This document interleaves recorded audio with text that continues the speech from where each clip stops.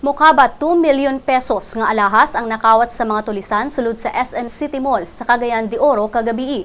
Makita sa maong mga hulagway ang mga empleyado ug mga shoppers nga nanggawas gikan sa SM City Mall kagabi human sa nahitabong tulis. Si Konsehal Ramon Tabor, pangulo sa Committee on Police, Fire and Public Safety, nibutyag nga gibana-banang moabot sa 10 ka mga lalaki ang misulod sa tindahan ug nahimo ang krimen sulod lang sa 5 ka minutos.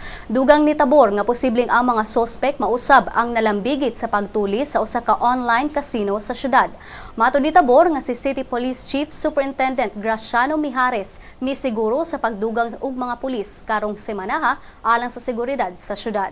Si SM City Communications Officer Ivy Guantero misulti nga wala ray naangol sa insidente.